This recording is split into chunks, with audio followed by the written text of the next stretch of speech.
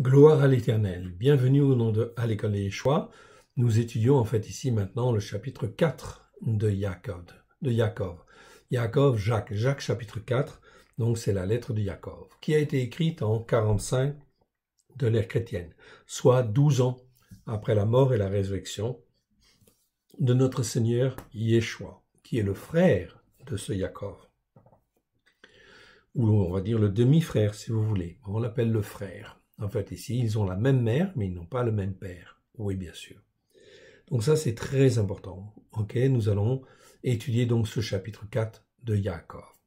Pourquoi en fait Yaakov? Eh bien, tout simplement parce que c'est la première lettre de la Brit Hadasha du Nouveau Testament qui a été écrite, bien évidemment, 12 ans après la mort et la résurrection de Yeshua.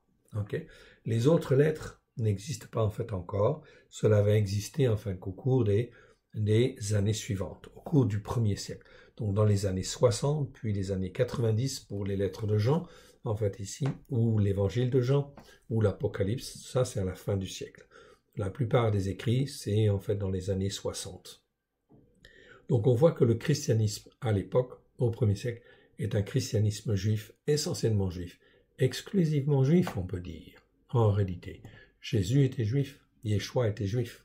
Donc Jésus, c'est le nom en fin de compte que les nations ont donné en fait à notre Seigneur, Yeshua. Mais Dieu a donné en fait ici le nom de Yeshua, qui veut dire délivrance en hébreu, à notre Seigneur et Sauveur.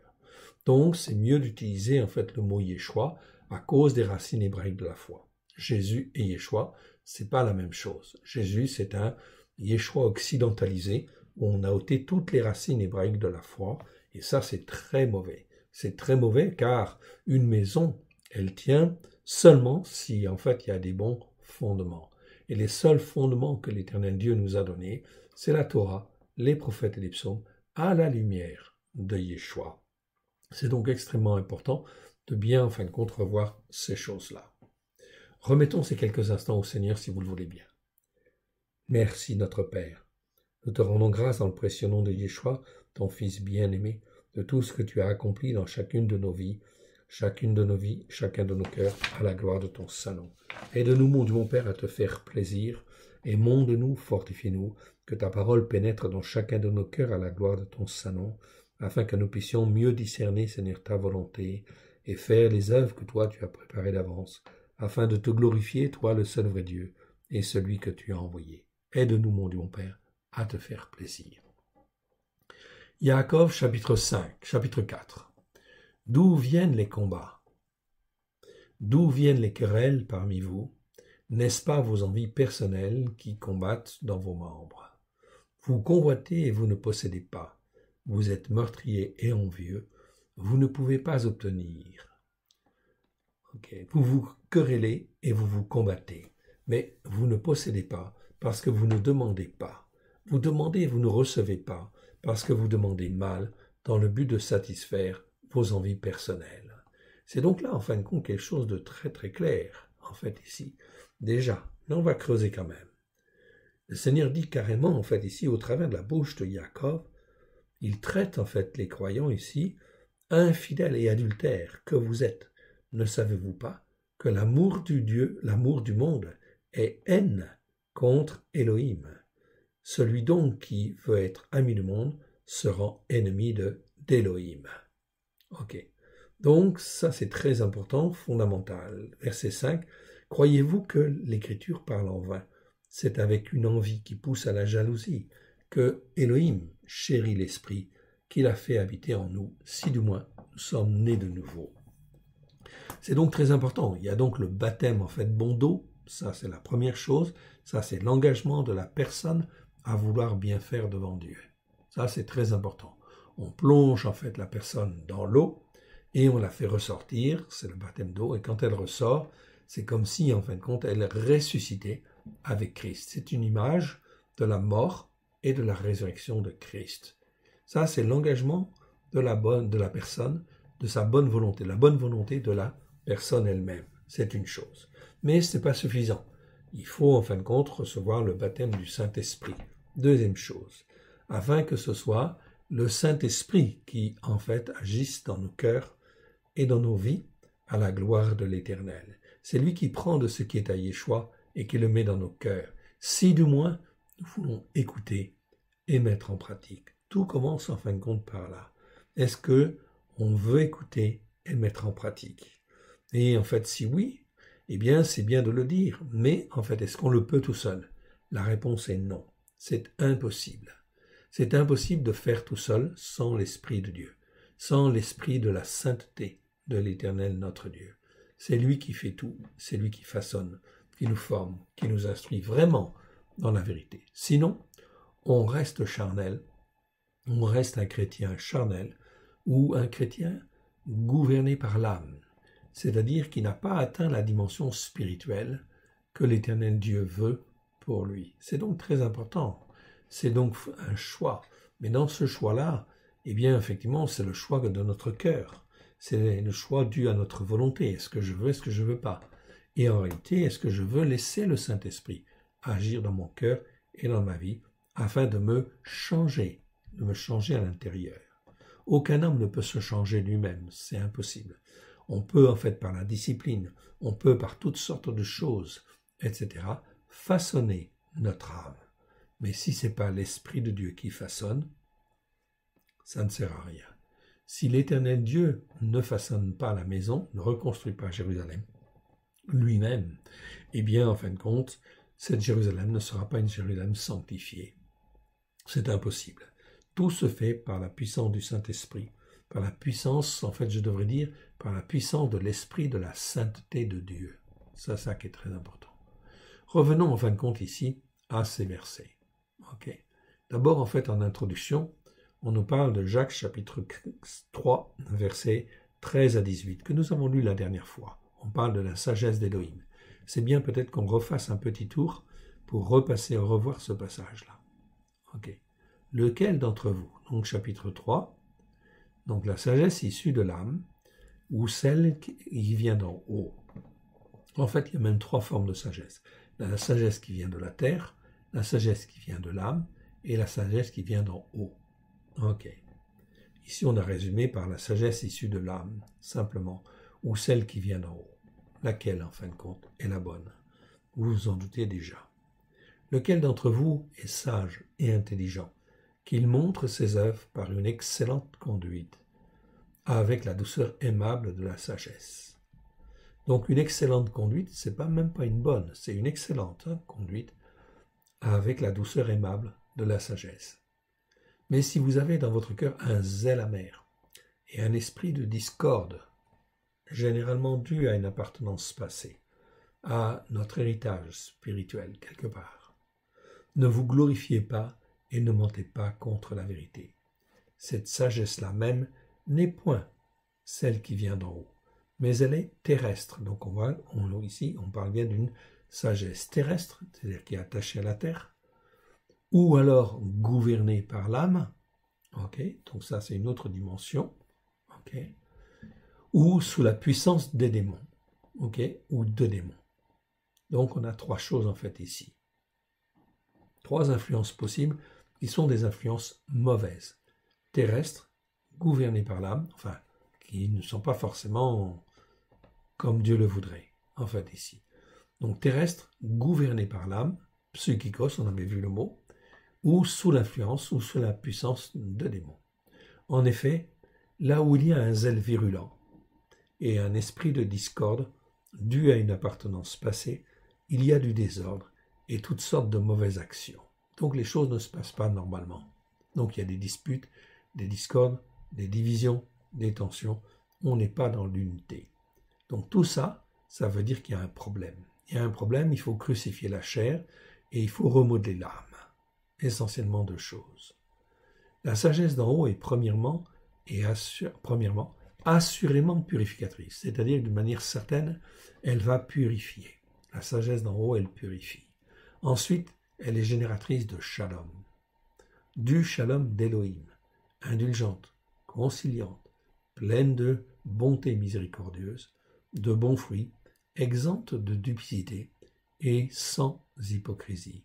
Le fruit de la justice est semé dans le shalom par ceux qui cherchent le shalom. C'est donc là très important. La sagesse qui vient d'en haut, elle s'apprend petit à petit. Avec en fait la présence du Saint-Esprit, oui bien sûr. Nous avons donc vu en fait ici quelque chose de très très important. Car nous avons besoin, chacun de nous, nous avons besoin de crucifier la chair à la croix de Yeshua. Et nous avons besoin de façonner notre âme à la gloire de l'Éternel. Okay? Par la puissance de l'esprit de sainteté, de la sainteté de Dieu. Ça, c'est très important. Psaume 66, versets 16 à 20. On va aller voir ce passage. On va aller voir tous les passages qui sont en fait ici mentionnés. C'est très important parce que ça va nous aider à comprendre quelque chose, que nous avons quelque chose à changer dans nos cœurs et dans nos vies.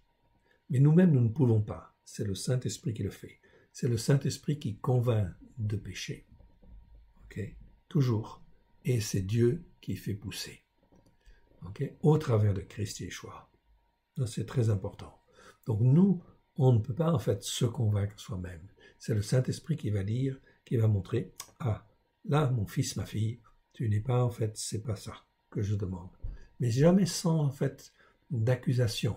C'est toujours quand l'Esprit en fait de Dieu agit, c'est toujours avec grâce et vérité. C'est toujours en fin de compte en douceur, dans le but de te faire comprendre, mais sans accusation en fin de compte derrière.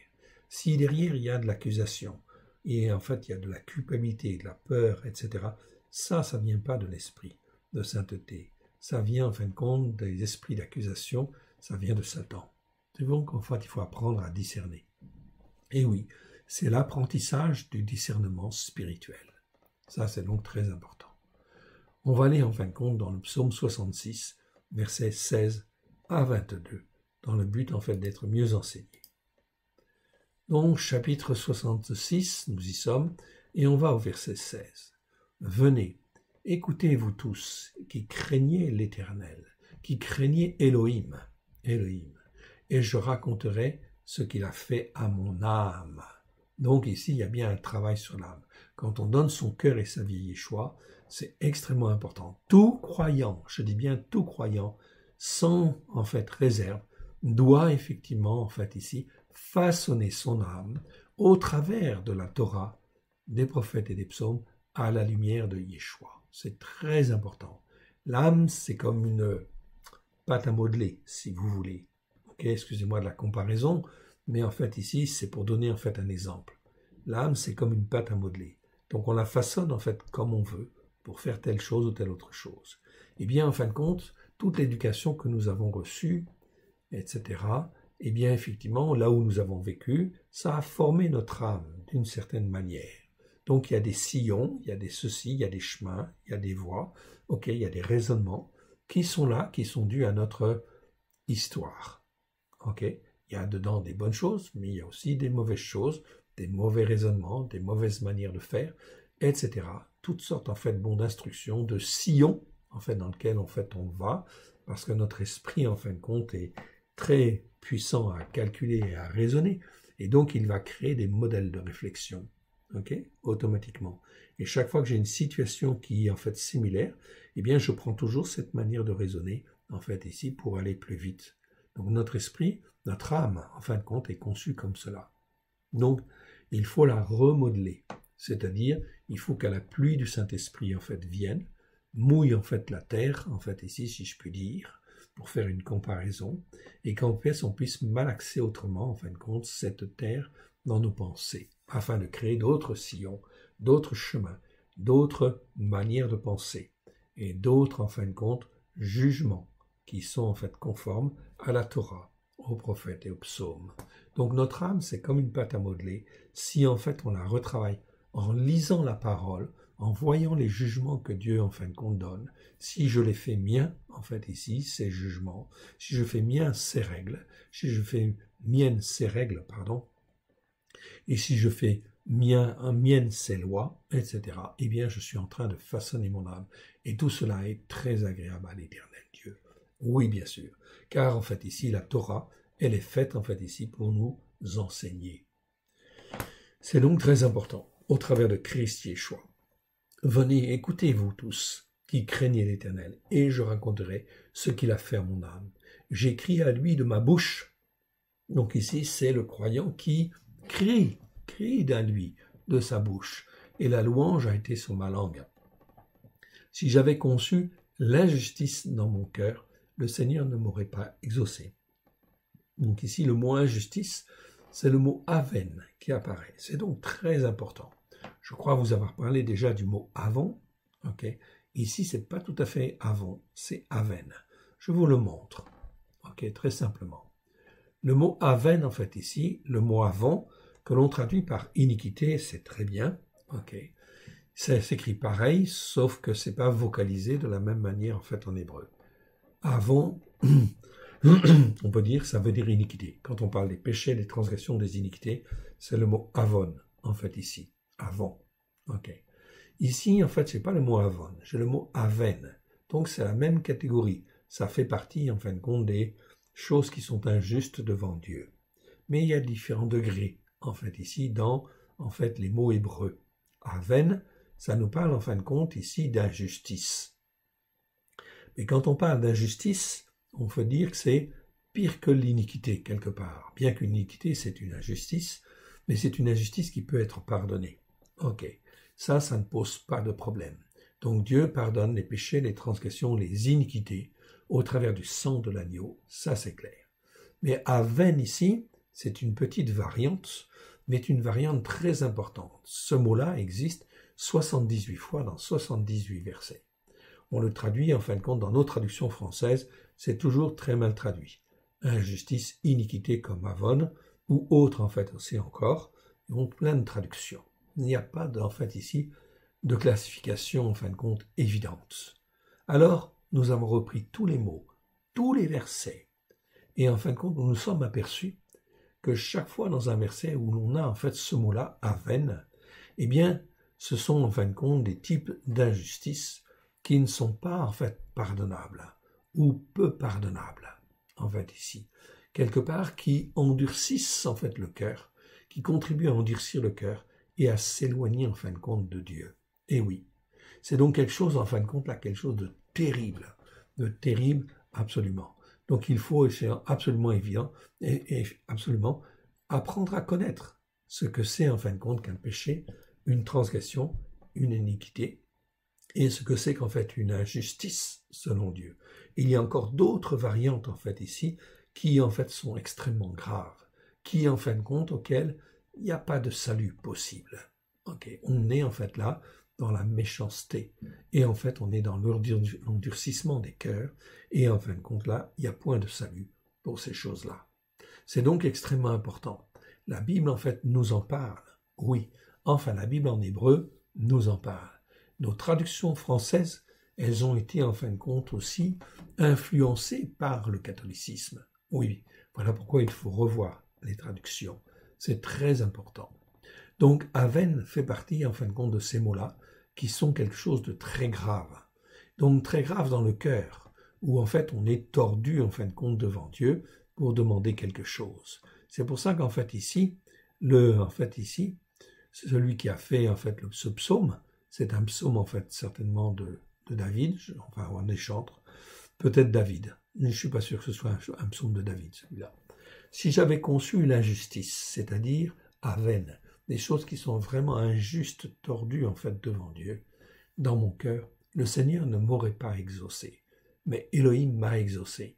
Il a été attentif à la voix de ma prière.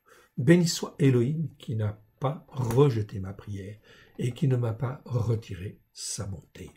Donc cette notion en fait ici d'injustice, de aven, est très importante. Et en fin de compte, comment je peux connaître? Eh bien, simplement en écoutant les enseignements et en fait en lisant les Écritures, avec une traduction améliorée, c'est plus en fin de compte les premiers niveaux. Hein. En fait, ici, c'est comme quand on est en 6e, eh bien, on apprend ce qui est bien et ce qui est mal. Oui, bien sûr.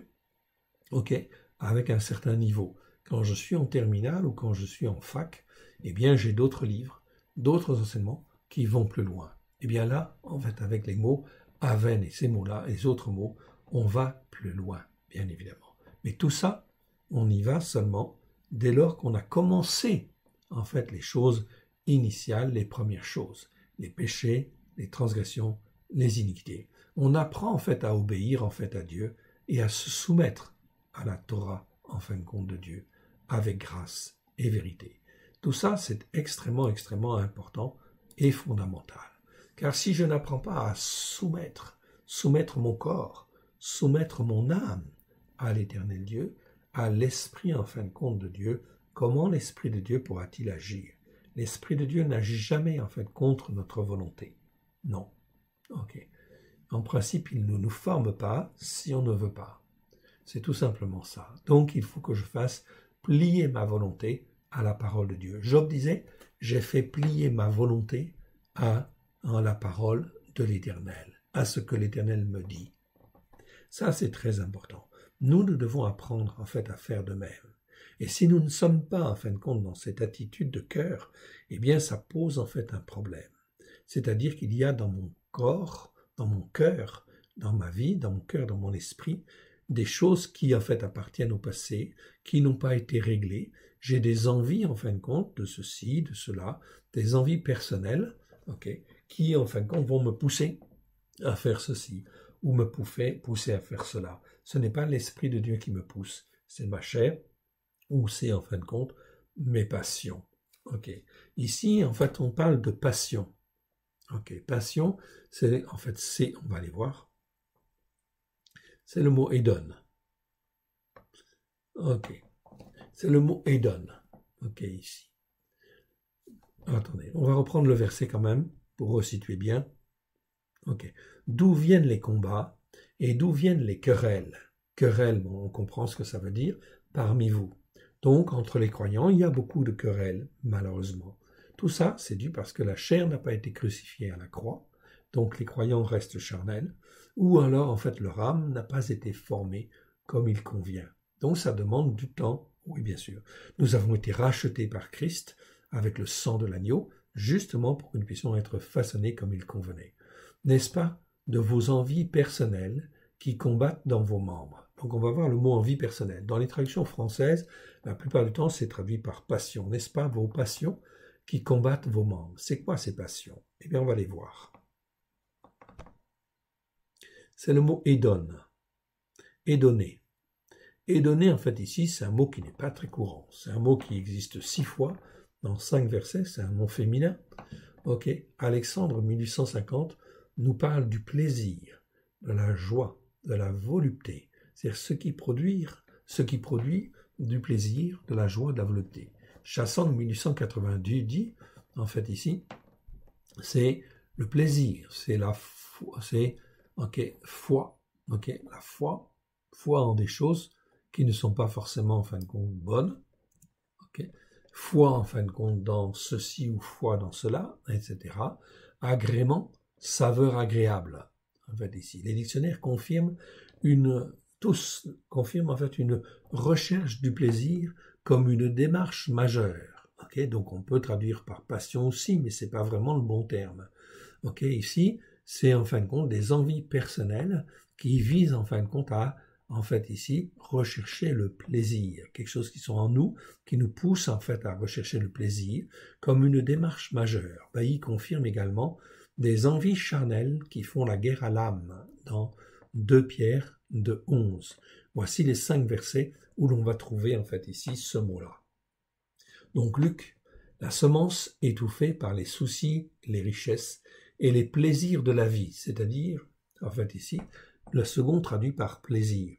Donc c'est les envies, en fin de compte, charnelles, les envies que l'on a dans notre cœur, qui nous poussent de la vie, en fait ici, et qui ne portent point de fruits, et qui viennent à maturité. Donc ça nous empêche d'avoir des fruits qui nous amènent à maturité. Tite 3:3. Car nous aussi, nous étions autrefois insensés, désobéissants, égarés, asservis à toute espèce de convoitise et de volupté. Non, c'est pas volupté, c'est en fin de compte des désirs intérieurs, désirs charnels, désirs en fin de compte, ce qui nous pousse en fait à l'intérieur, en fait vers un plaisir, vers la recherche du plaisir. Donc c'est pas volupté.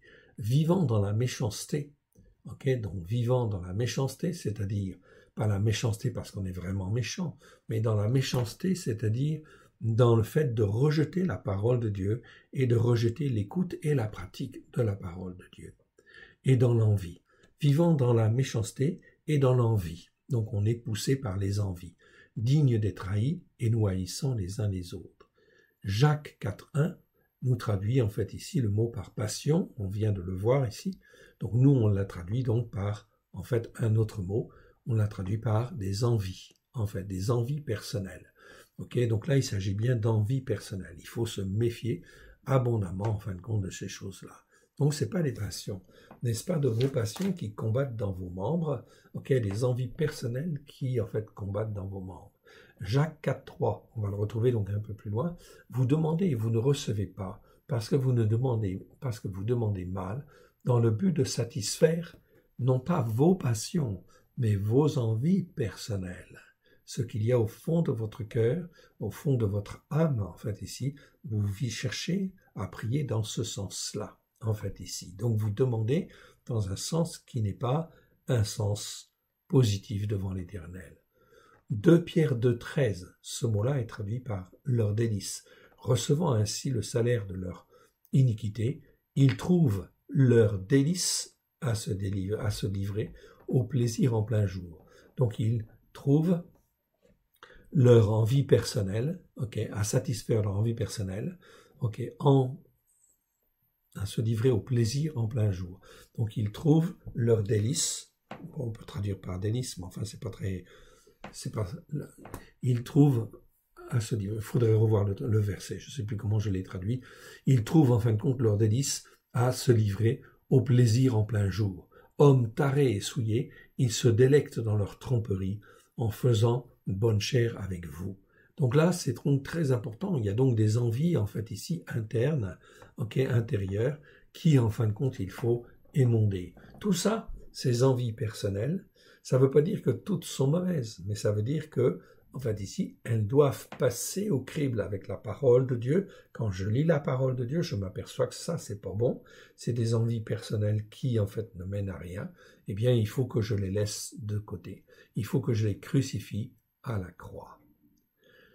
C'est donc en fait terrible, car en fait ici, 12 ans après, Jacob ici parle, 12 ans après la mort et la résurrection de Yeshua. Donc il constate en fait ici chez les croyants une attitude de cœur qui n'est pas émondée.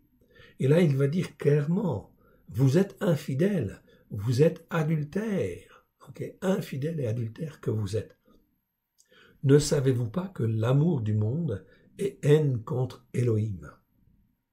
Donc, aimer les mondes, aimer les choses qui sont dans le monde, ça conduit à la haine contre Elohim.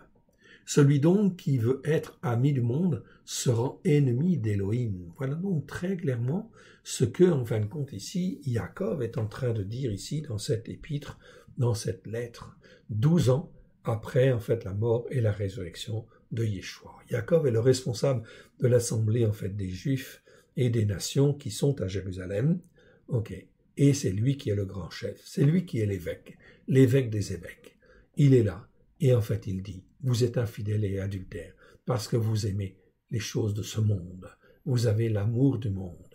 L'amour du monde est haine. Ici il va dire haine ou haine potentielle. C'est pas inimitié. Inimitié, ça veut rien dire. La plupart des croyants ne comprennent pas, en fait ici, mais le mot veut dire haine ou haine potentielle. C'est pas forcément une haine aujourd'hui de Dieu.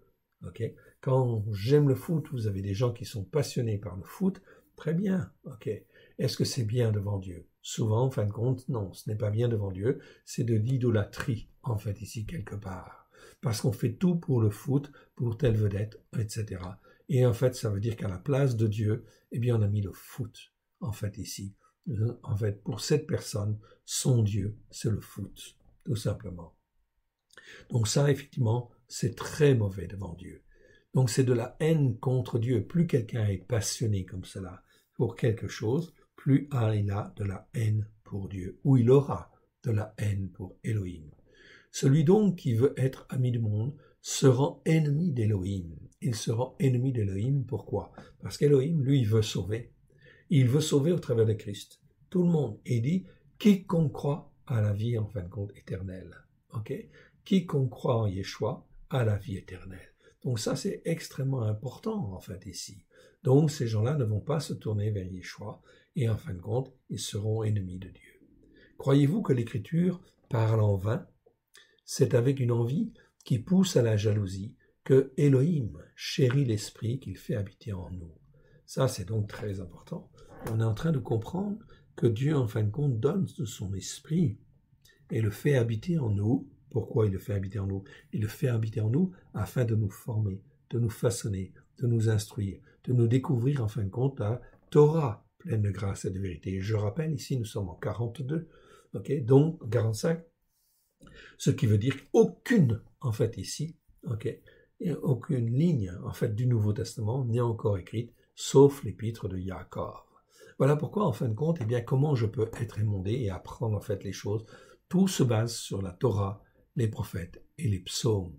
Et Dieu, en fin de compte, par son esprit, que Dieu chérit, eh bien, en fin de compte, il le met en nous, afin que, justement, il puisse nous façonner, nous instruire, à la lumière de Yeshua, à la gloire de l'Éternel. Verset 6. Il accorde au contraire une grâce plus excellente. Okay. C'est pourquoi, donc Dieu, en fait, en donnant son esprit, il accorde, en fait, il donne de son esprit, ce qu'il ne faisait pas, en fin de compte, forcément, systématiquement, en fin de compte, dans la première alliance. Maintenant, au travers de Yeshua, eh bien, l'esprit, en fait, peut être répandu sur toute chair depuis 2000 ans. Donc, au travers de ça, c'est bien une grâce plus excellente.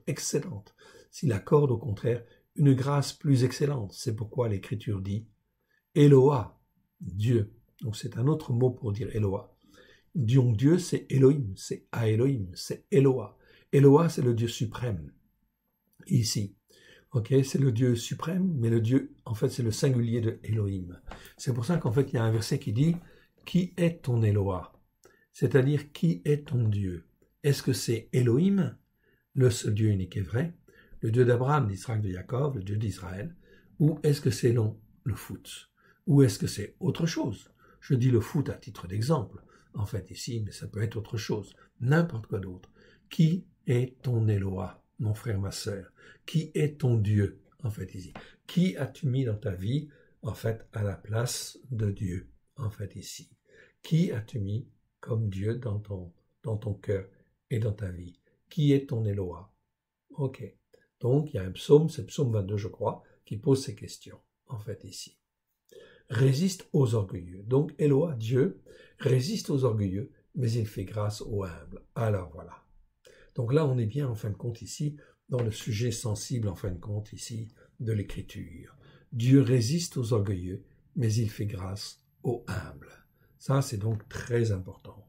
Très, très important, parce qu'en fin de compte, dès qu'il y a de l'orgueil, en fait, ici, l'Esprit de Dieu ne peut plus agir ou ne va plus agir.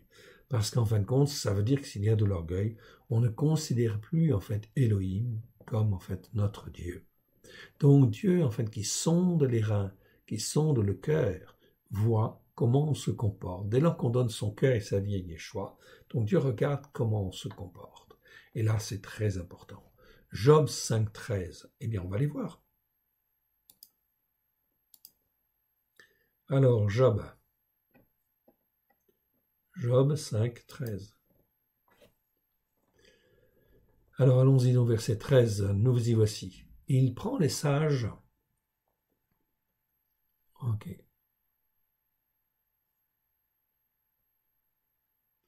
Il prend les sages dans leur propre mesure et les desseins de ceux, mais on va dire du 13 au 16 en fait ici. Ok. Du 13 au 16, du 12 même.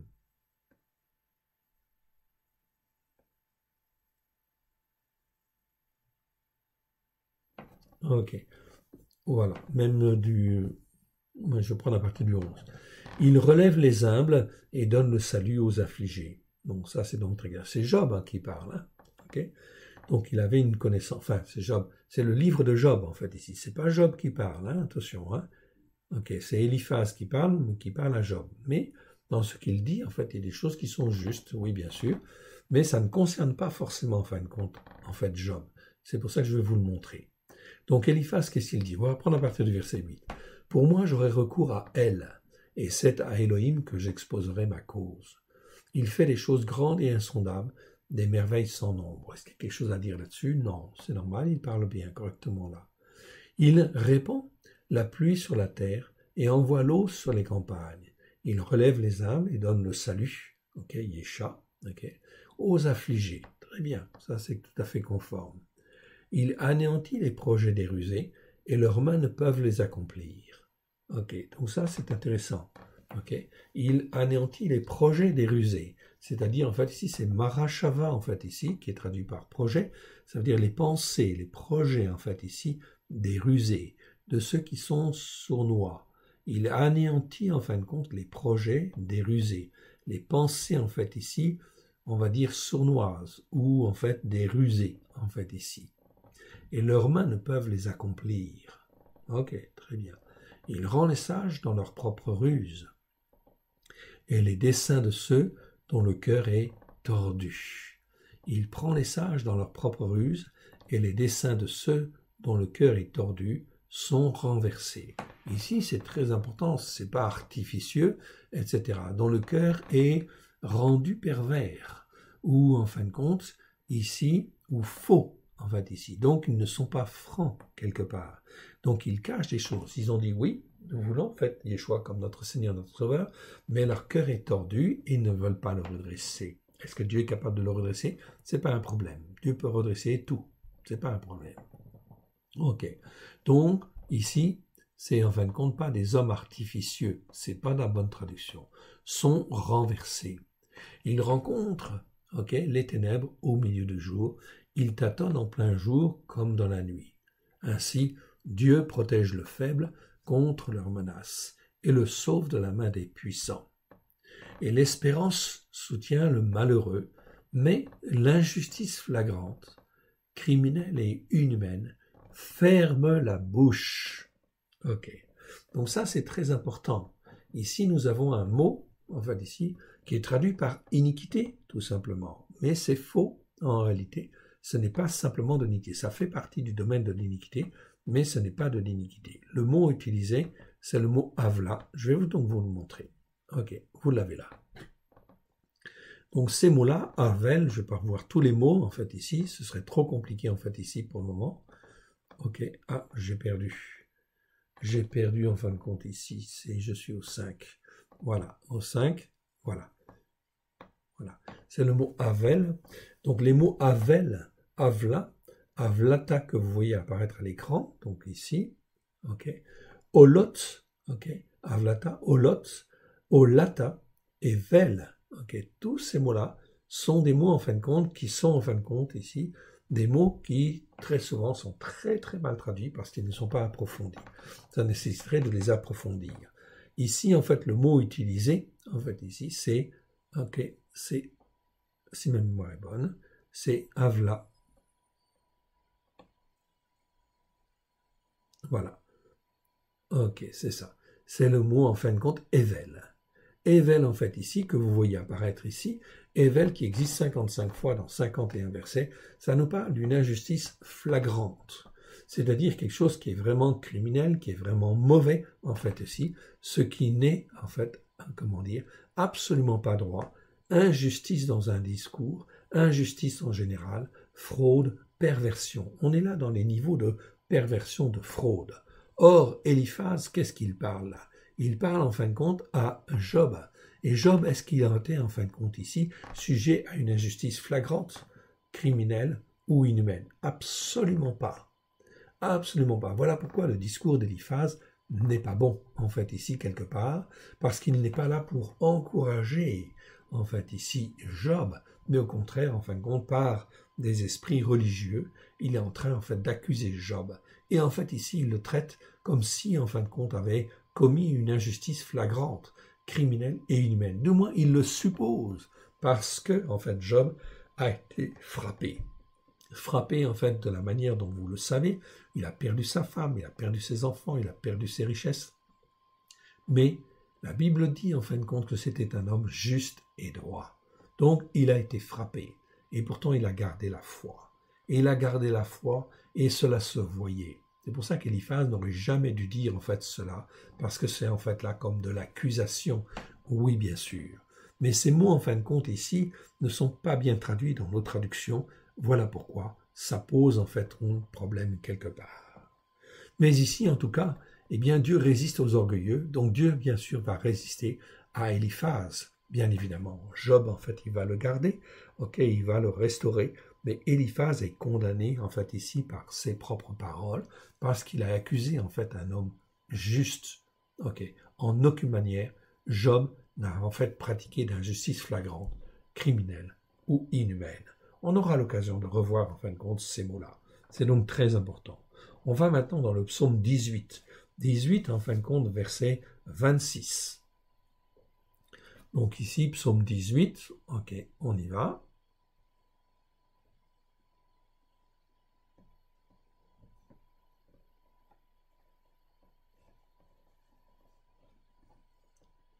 Alors, psaume 18, alors je dis psaume 18, verset 26-28.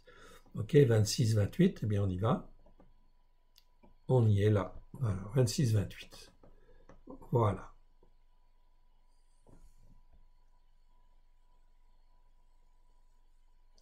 18, je vais juste vérifier en fait ici. Ah oui, ici il faut que je mette aucune marque, c'est mieux. Je vous demande 30 secondes, un instant, le temps que je me rafraîchisse.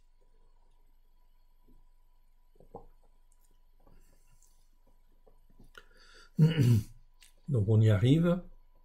On va aller donc dans le psaume 18, verset 26 à 28. Donc le temps que la machine retrouve, donc c'est une Bible assez importante ici, elle fait près de 3000 pages, donc il faut laisser le temps à la machine de s'y retrouver. Ok? Alors, psaume 18, ok, psaume 18.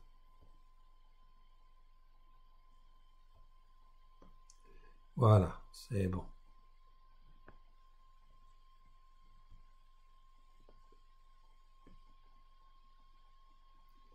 Voilà.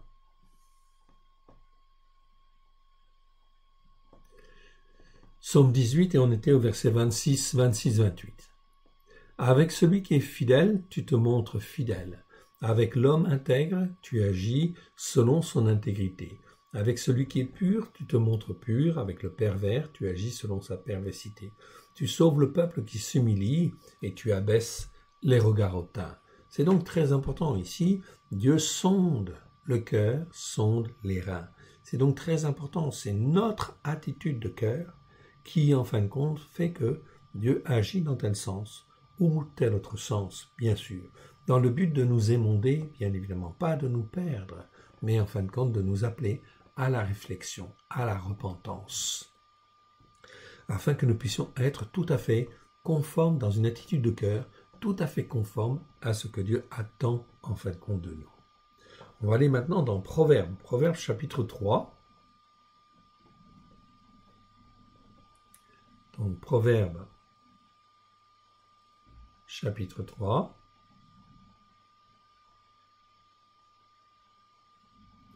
Voilà. Chapitre 3, versets 35, 33 à 35. 33 à 35, nous y sommes. Ici, 33 à 35, on le voit ici. La malédiction destructrice, ici, donc c'est un mot terrible, de l'Éternel, est dans la maison du méchant. Mais il bénit la demeure des justes, en fait, ici. C'est court, mais c'est très, très important. Ici, on parle de malédiction destructrice, Me'era. C'est en fait ici un mot qui est très peu courant, qui n'existe que 5 fois dans les Écritures. Mais ça parle de la malédiction qui détruit. De l'Éternel est dans la maison du méchant, c'est-à-dire de celui qui n'écoute pas et qui persévère à ne pas écouter et qui persévère à ne pas mettre en pratique. C'est là en fait la maison du méchant.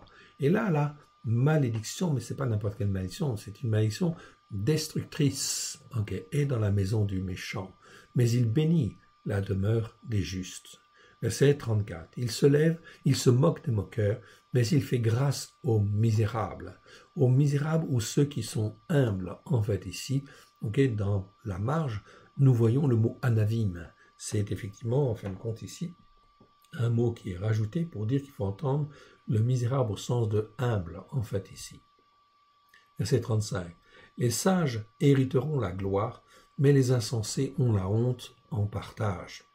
Donc, la différence entre celui qui est sage et insensé ici, c'est que le sage, en fait, ici, il a une attitude de cœur vis-à-vis de Dieu qui est saine, de vouloir avancer et de rester, en fin de compte, dans l'humilité.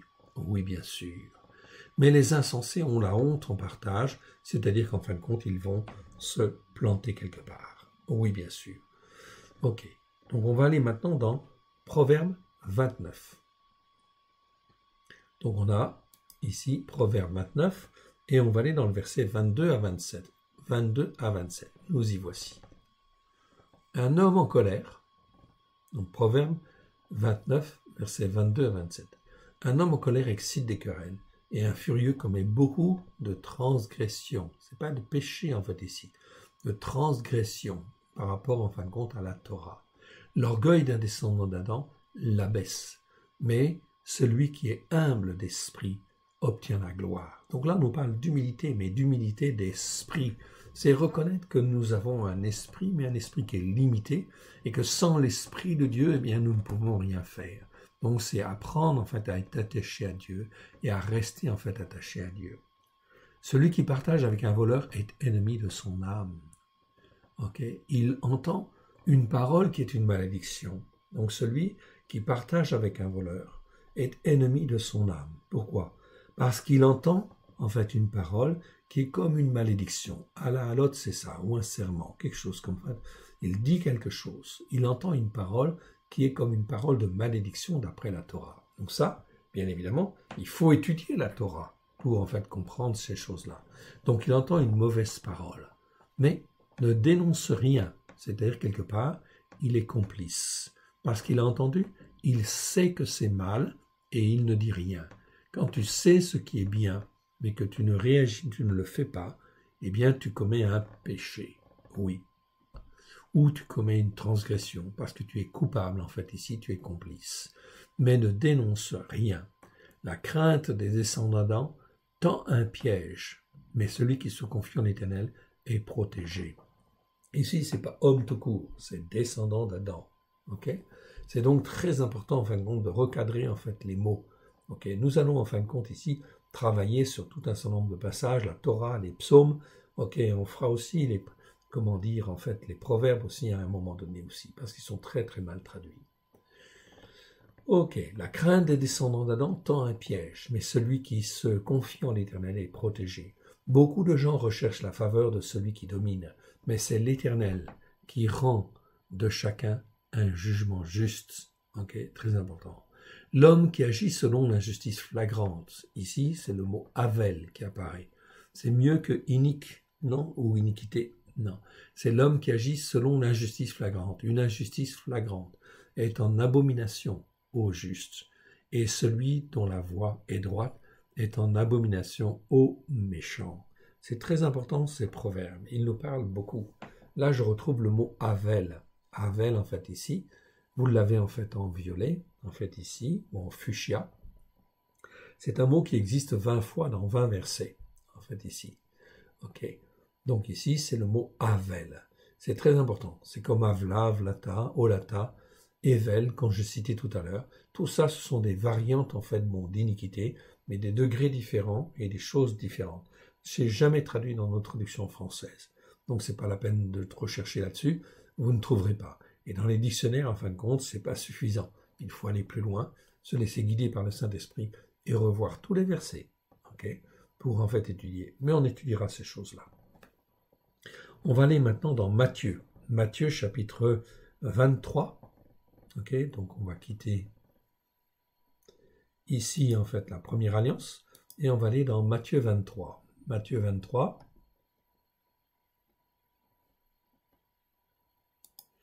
Et on va aller au verset 12. Donc au verset 12, eh bien on y va.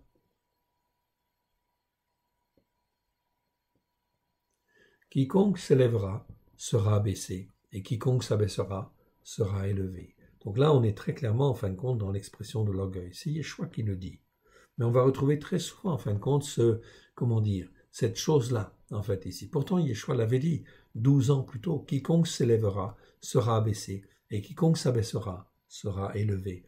Donc quiconque s'abaissera, ça veut dire que nous avons, comment dire, besoin de nous abaisser, de nous humilier devant Dieu, d'humilier notre cœur, d'humilier notre âme devant l'Éternel. Dire, Seigneur, je suis sûr que je ne suis pas, comment dire, comme toi tu le voudrais, ou je m'en doute, bien évidemment, car la vision que tu as de moi, en fait, elle est certainement bien au-dessus de ce que je suis et de ce que je montre. Aussi, je te demande pardon et je viens vers toi, je viens m'humilier vers toi, afin que tu me guides par ton Saint-Esprit et que tu me montres, que tu m'apprennes à la gloire de ton Saint-Nom, car je veux devenir meilleur. Je veux être un vrai serviteur, une vraie servante à la gloire de ton Saint-Nom, au travers de Christ Yeshua. C'est l'attitude d'humilité. L'attitude, ça c'est un exemple d'attitude d'humilité devant Dieu. Ne jamais dire que l'on est déjà transformé à l'image de Christ. Non, Christ, il a beaucoup souffert. Okay? Et en fait, par la souffrance, il a appris l'obéissance. Okay? Ou la soumission à Dieu. Ça, c'est donc très important. Luc 14. Luc 14, on y va faire un petit tour. Luc 14, verset 11. Eh bien, ça nous dit presque la même chose, il me semble, ce verset-là. 14, verset 11. Car quiconque s'élève sera abaissé, et quiconque s'abaisse sera élevé. Donc, vous voyez, Matthieu, Luc, etc., toutes les paroles, en fait, de Yeshua ont bien été relatées, en fait, ici. Puisqu'on est dans Luc, on va aller dans Luc 18. Luc 18, et on va aller au verset 9, 9 à 14. 9 à 14, c'est l'histoire, en fait, de la parabole, en fait, bon, du pharisien et, en fait, du collecteur de taxes. Dans nos Bibles, c'est marqué publicain, mais publicain, c'est pas le bon terme. Okay? On va donc voir. Regardez bien. Il dit encore cette parabole, c'est Yeshua qui parle. Pour, en fait, ici, certaines personnes se persuadant qu'elles étaient justes et ne faisant aucun cas des autres. Ah, est-ce que nous méprisons les autres? Est-ce qu'en fin de compte, nous nous considérons comme justes? Si, en fait, on se considère comme juste, oh, il y a certainement quelque chose de l'orgueil là derrière tout ça, en fait, ici. Car nous ne sommes pas justes. Nous sommes rendus justes au travers du sang de l'agneau. Mais nous avons à rester dans l'humilité, quelque part. Pourquoi? Parce que nous ne sommes pas parfaits. Et nous devons faire attention, en fait, très attention, à ne pas avoir une attitude orgueilleuse, en méprisant, en fait, les autres, en ne faisant aucun cas des autres. Il dit encore cette parabole pour certaines personnes, se persuadant qu'elles étaient justes et ne faisant aucun cas des autres. 2 hommes montèrent au temple pour prier. L'un était parouche, c'est-à-dire pharisien. L'autre, un collecteur de taxes. Okay? Collecteur de taxes, donc ils n'étaient pas bien vus. Ils n'étaient pas bien vus parce qu'ils étaient accusés de travailler pour Rome, et en fait, ils étaient très, très mal vus. Très, très mal vus. C'est les collecteurs d'impôts, en fait, ici, si vous voulez. C'est pareil. Donc, ils n'étaient pas très bien vus. Le parouche, debout, priait ainsi, en lui-même. « Ô Elohim, je te suis reconnaissant de ce que je ne suis pas, comme le reste des hommes, qui sont ravisseurs, injustes, adultères, ou même comme ce collecteur de taxes-là. Je jeûne 2 fois entre 2 Shabbats. Je donne la dîme de tous mes revenus. » Donc c'est un croyant, on est bien d'accord là-dessus. C'est bien un croyant. Et il pratique, et il a du zèle en fait pour cela. Mais il y a de l'orgueil dans ce qu'il dit, dans ce qu'il exprime. Le collecteur de taxes, se tenant à distance, n'osait même pas lever les yeux au ciel, mais il se frappait la poitrine en disant « Ô Elohim, sois apaisé envers moi, qui suis un pécheur. Je vous dis, celui-là même, Yeshua dit, je vous dis, celui-là même descendit dans sa maison, justifié plutôt que l'autre. Car quiconque s'élève sera abaissé, et celui qui s'abaisse sera élevé. » Voilà pourquoi il convient en fin de compte de s'humilier devant l'Éternel. 1 Pierre 5,5, allons-y. 1 Pierre 5,5. Alors, 1 Pierre, eh bien on y arrive. Ok. 1 Pierre 5,5. De même, vous qui êtes jeunes, soyez soumis aux Zékénim, c'est-à-dire aux anciens. Voilà pourquoi en fait la soumission elle est demandée aux jeunes. Soyez soumis aux anciens, aux Zékénim. Parce que les Ékénim, normalement, ils ont de l'expérience. Ils ont appris, en fait, toutes ces choses-là. Et donc, ils peuvent, en fin de compte, guider le jeune, en fait, ici, ou le plus jeune converti, afin qu'il puisse, en fait, marcher dans l'humilité comme Dieu veut.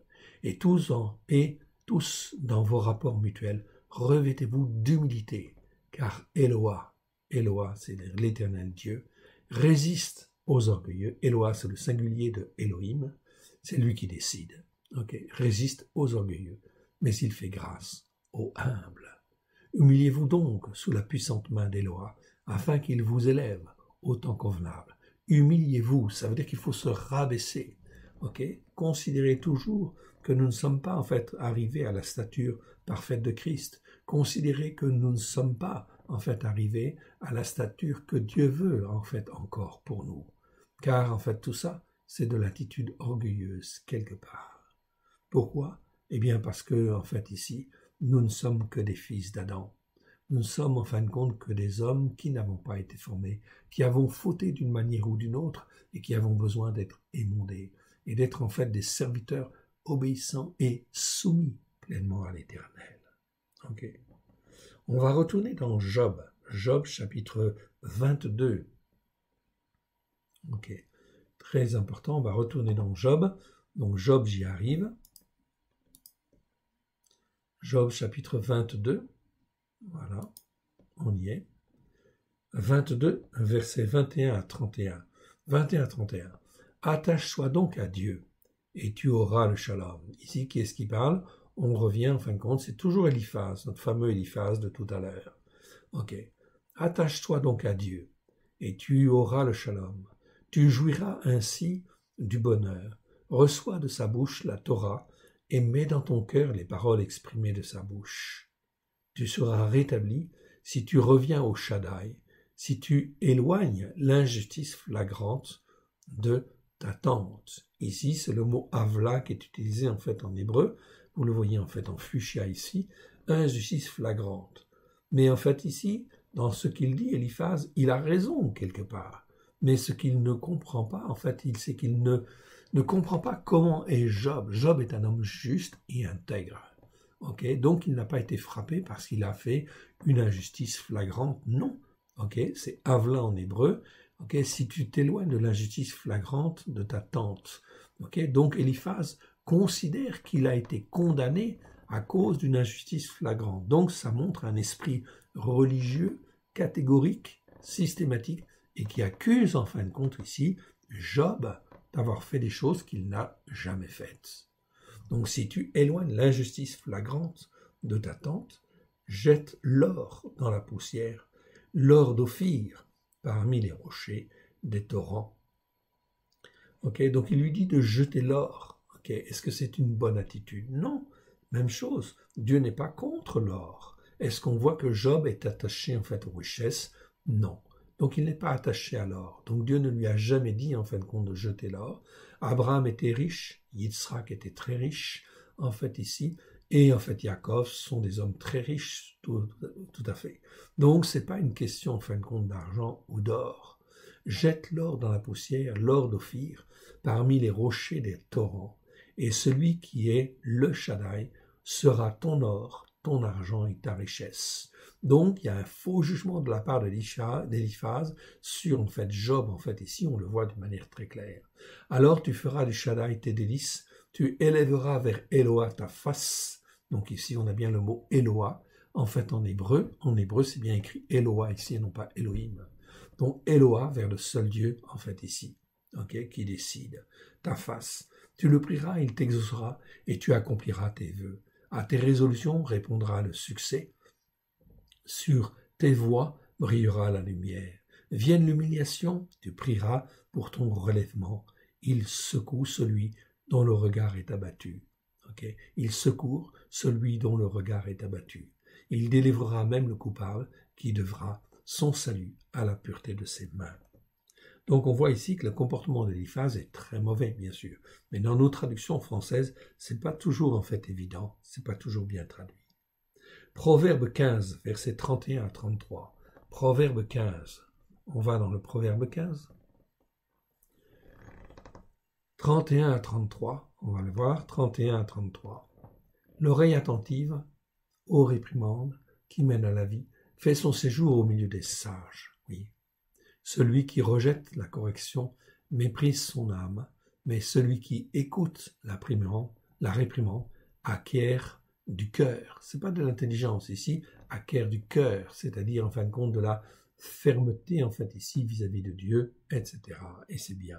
La crainte de l'Éternel enseigne la sagesse et l'humilité précède la gloire. Donc on parle toujours en fait ici de crainte et en fin de compte d'humilité qui amène en fin de compte la sagesse de Dieu. Proverbe 18, et on va terminer avec ces proverbes. Proverbe 18, versets 10 à 15. Le nom de l'Éternel est une tour forte. Le juste s'y réfugie et se trouve en sûreté. La fortune est pour le riche une ville forte. Dans son imagination, c'est une haute muraille. Avant la ruine, le cœur de l'homme s'élève, mais l'humilité précède la gloire.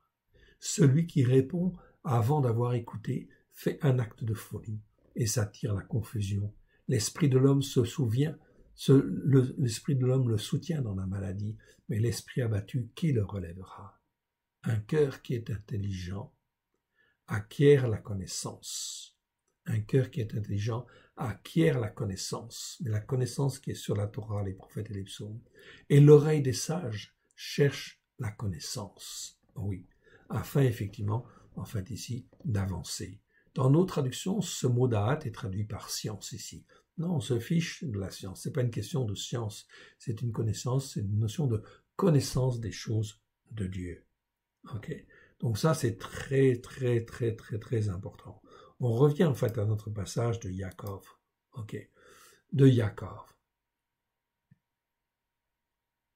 Ok. Yaakov, en fait, donc, Yaakov, chapitre 4. Nous étions là.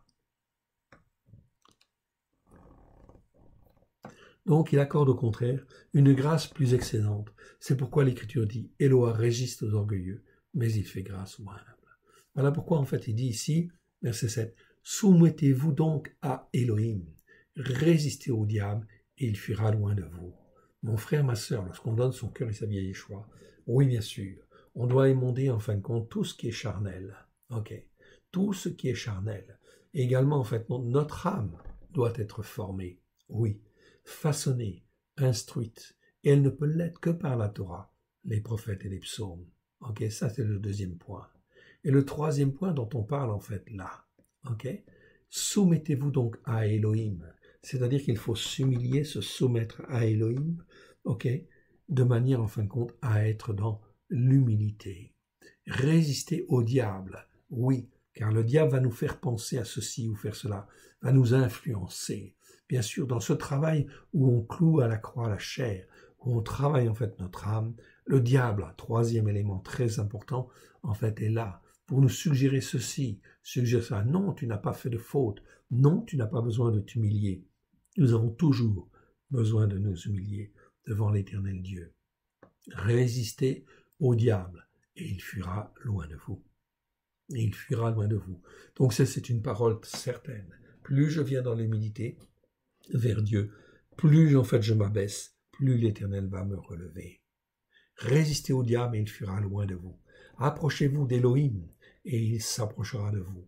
Nettoyez vos mains, pécheurs, et purifiez vos cœurs, hommes irrésolus. Nettoyez les mains, tout ce que nous faisons en fait ici, il faut apprendre en fin de compte à nettoyer, faire ce qui est bien devant l'Éternel. Ok, nettoyez vos mains, pécheurs, dit Yaakov ici, 12 ans après que Christ soit venu. Ok, soit mort et ressuscité. Purifiez vos cœurs. Nous avons besoin de purifier nos cœurs. C'est très important. Homme irrésolu, dit-il. Qu'est-ce que ça veut dire, homme irrésolu? Homme irrésolu, ça veut dire, en fait, ou mieux encore, qui ne sait pas distinguer entre le bien et le mal. Est-ce que parce que tu as donné ton cœur et ta vie à Yeshua, tu sais distinguer le bien du mal? Non. La plupart du temps, on ne le sait pas. On a une idée, oui. Ok. Mais en fait, tu ne peux distinguer ce qui est bien et ce qui est mal que si tu étudies, en fait, dans le détail, la Torah les prophètes et les psaumes, car c'est dans la Torah que tu vas apprendre ce qui est péché, transgression, iniquité, que tu vas apprendre la différence entre ce qui est bien et ce qui est mal. Toutes ces choses-là, ça s'apprend en fin de compte. Ça nous permet de former notre âme.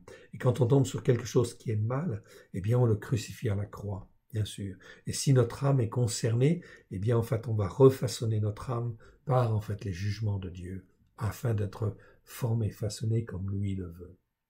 Verset 9. Yaakov dit, sentez votre misère. Soyez dans le deuil et dans les larmes, que votre rire se change en deuil et votre joie en tristesse. Humiliez-vous devant l'Éternel et il vous élèvera. Ça, c'est très important. C'est l'humiliation devant l'Éternel. Considérez que, en fait, nous ne sommes pas formés, pas façonnés, pas émondés, mais que nous voulons apprendre, être des éternels apprenants, en fait, ici, quelque part. Donc, c'est très important, cette attitude de cœur. Ne parlez point mal les uns des autres, frères. Celui qui parle mal d'un frère ou qui condamne son frère, c'est pas juger ici, c'est juger au sens de condamner. Donc, qui condamne son frère parle mal de la Torah et condamne la Torah.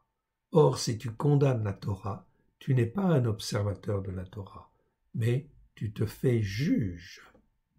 Un seul est concepteur de la Torah. C'est bien sûr, c'est Dieu. Ok ?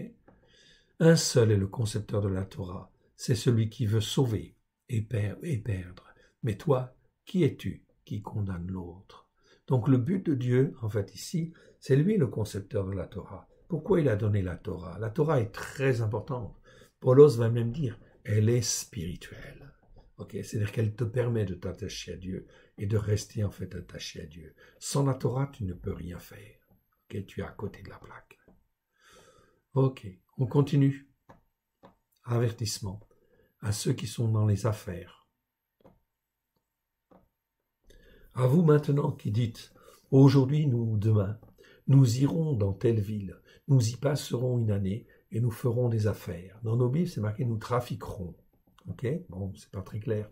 Parce que trafiquer, eh bien, en fait, on trafique avec de la drogue, on trafique avec ceci, mais en fait, on se rend pas compte que faire des affaires, eh bien, c'est en fin de compte ici pas toujours très bon. Si en fait on fait notre Dieu de ses affaires, eh bien, c'est très mauvais.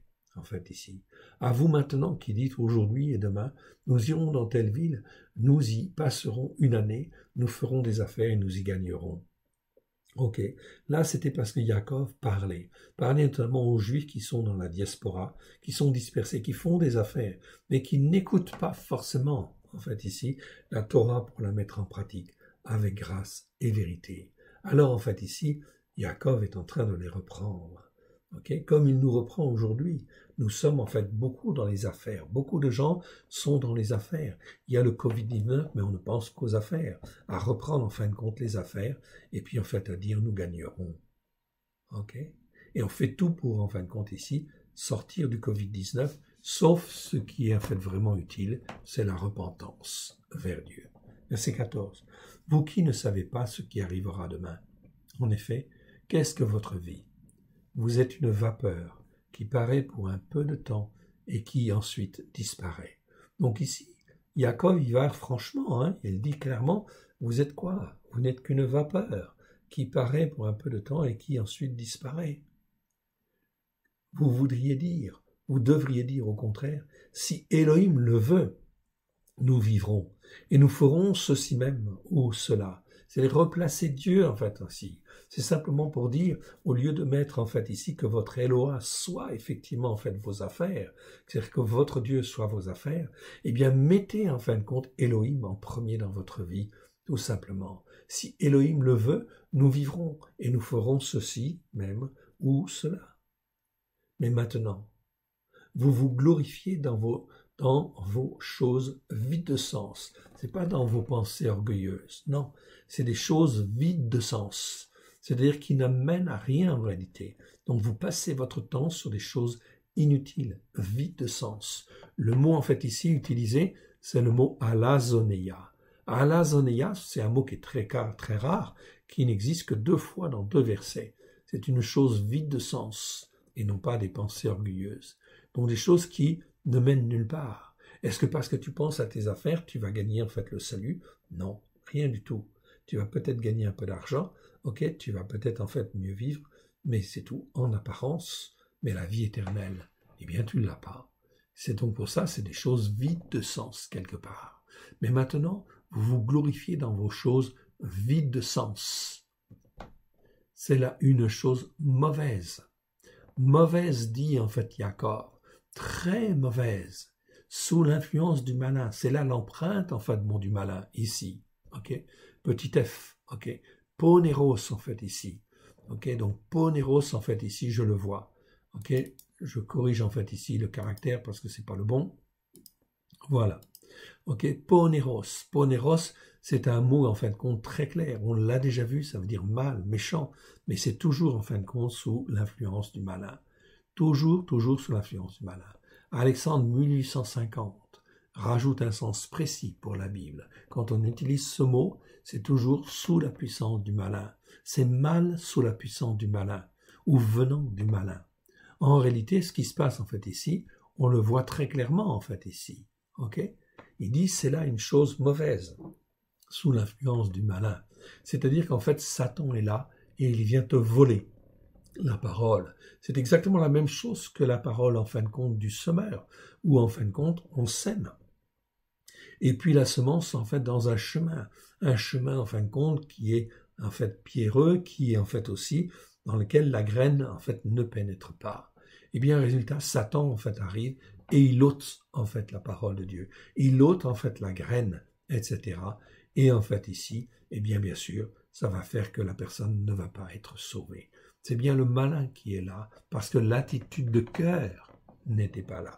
L'attitude de cœur humble, ok, qui s'humilie devant l'Éternel Dieu en disant « Je suis qu'un pauvre pécheur, un pauvre descendant d'Adam, j'ai besoin de toi, mon Dieu, mon Père. » C'est là une chose, en fin de compte, ici, mauvaise que de s'intéresser, en fait, systématiquement, en fait, à des choses vides de sens, de marquer sa vie, en fait, là-dessus, en fait, ici. Et on le voit beaucoup aujourd'hui, les gens sont préoccupés, bien sûr, par l'économie, on comprend, ça se comprend, mais tout ça, ce sont des choses vides de sens. Ce que Dieu voulait, c'était qu'on se tourne vers lui, qu'on se repente et qu'on s'humilie de tout son cœur, de toute son âme.